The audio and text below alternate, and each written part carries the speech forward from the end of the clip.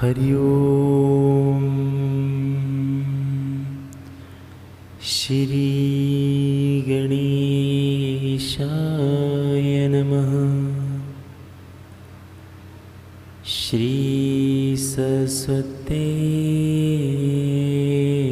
नमः। श्री गुरु चरण कमलेभ्यो नमः। वक्रतुंड महाकाय सूर्यकोटि संप्रभ निर्विघ्नं कुरु मे देव सर्वकार्येषु सर्वदा। अखण्डमण्डलाकारं व्याप्तं येन चराचरं तत्पदं दर्शितं येन तस्मै श्रीगुरुवे नमः। सच्चिदानन्दरूपाय विश्वोत्पत्त्यादिहेतवे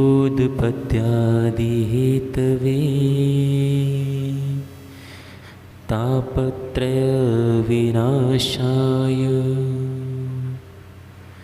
श्रीकृष्ण वयं नमः।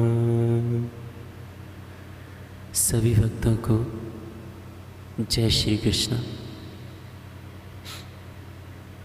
आज 31 जुलाई 2024 कामिका एकादशी की व्रत कथा।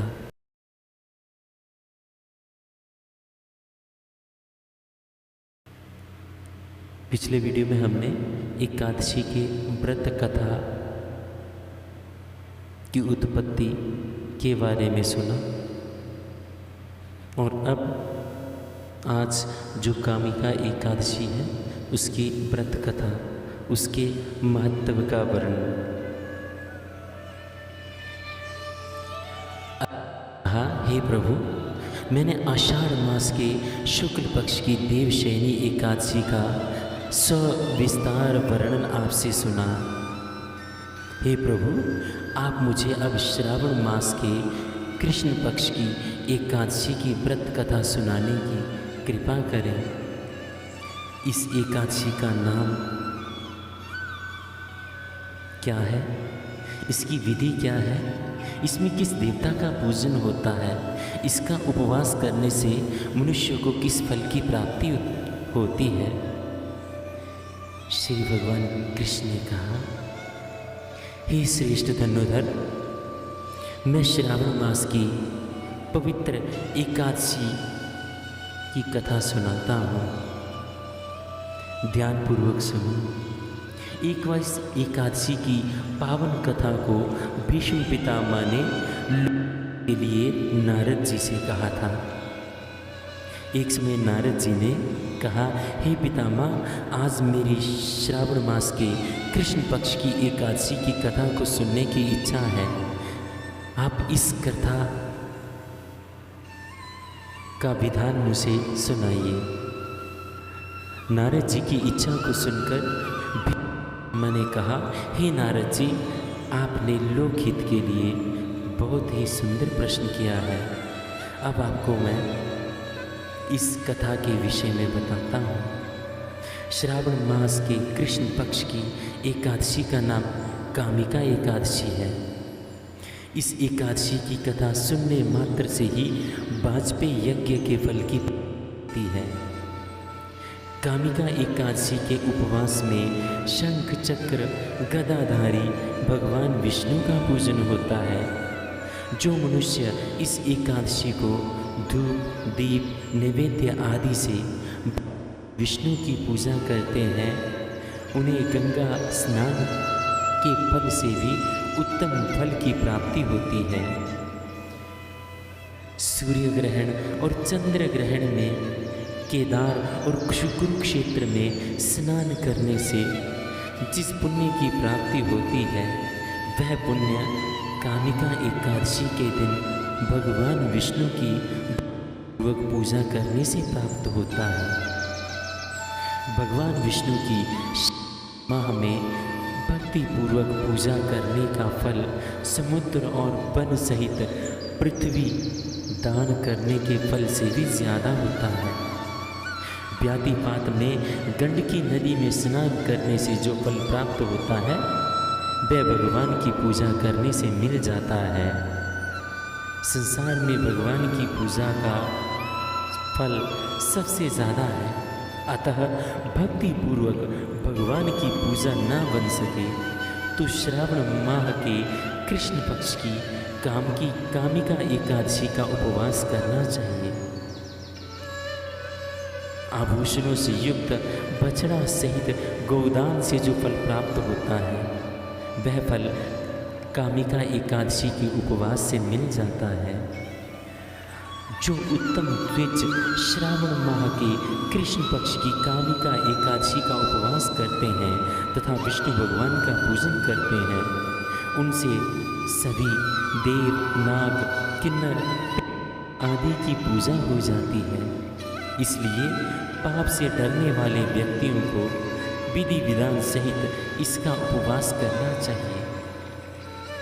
संसार सागर तथा पापों में फंसे हुए मनुष्यों को इनसे मुक्ति के लिए कामिका एकादशी का व्रत करना चाहिए।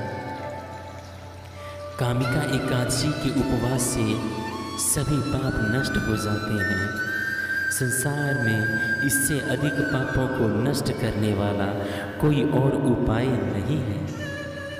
हे नारद जी, स्वयं भगवान ने अपने मुख से कहा है कि मनुष्यों को अध्यात्म विद्या से जो फल प्राप्त होता है उससे अधिक फल कामिका एकादशी का व्रत करने से मिल जाता है। इस उपवास के करने से मनुष्य को न यमराज के दर्शन होते हैं और न ही नरक के कष्ट भोगने पड़ते हैं।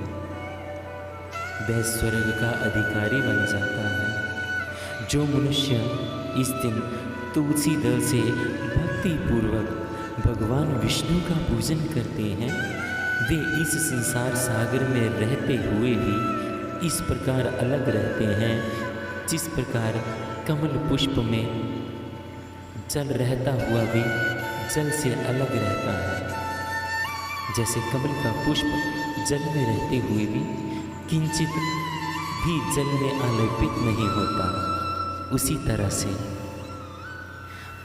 तो भगवान श्री हरि का पूजन करने का फल एक बार स्वर्ण और 4 बार चांदी के दान के फल के बराबर है।